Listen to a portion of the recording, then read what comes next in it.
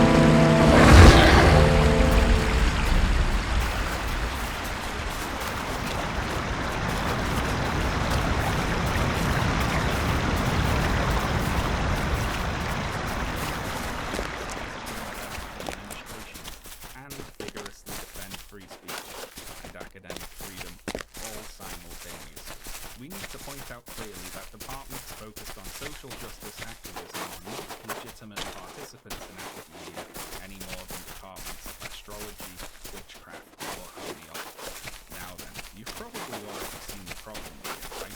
We need to defend free speech and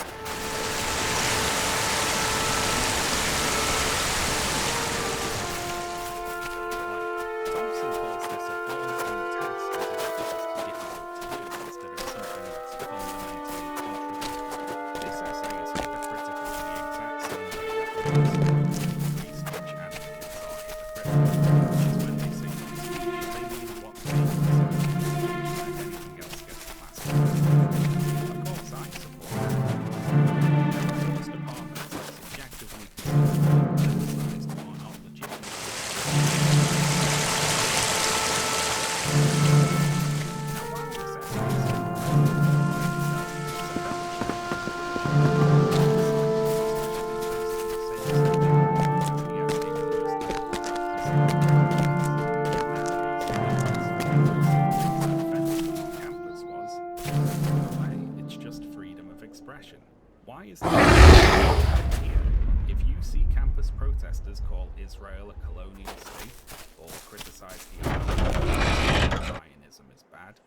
that offends you, just ignore it, right? It's their freedom of expression, surely. But no, here, whole departments have to be dismantled.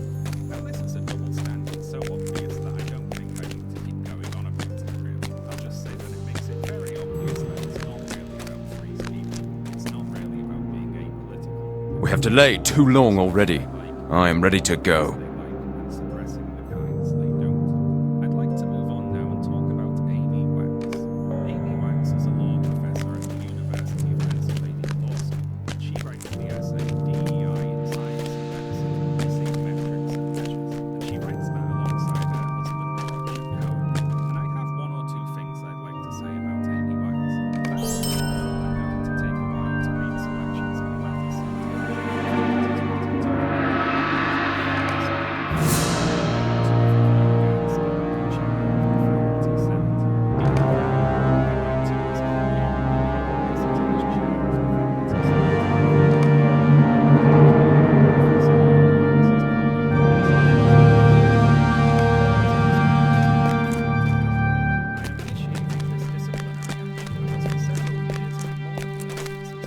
Huh? Who's there? Who is it? Huh? Including students, faculty, and staff who have been repeatedly subjected to Wax's intentional and incessant racist, sexist, xenophobic, and homophobic actions and statements. Wax's conduct inflicts harm on them and the institution. Welcome to Sutrakan, traveler.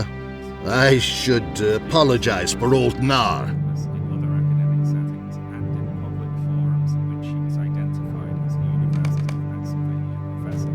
Her statements are antithetical to the university's mission to foster a diverse and inclusive community and have led they will be subjected to discriminatory animus if they come into contact with her. That eminently reasonable concern has led students to Wax's classes and faculty to call her presence demoralizing and disruptive. Moreover, in public discussions about law students' academic performance, Wax has disseminated false information about segments of the university community. She has exploited access to students' confidential grade information and mischaracterized law school policies in ostensible support of derogatory and inaccurate statements made about the characteristics, attitudes, and abilities of her students. Examples of Wax's discriminatory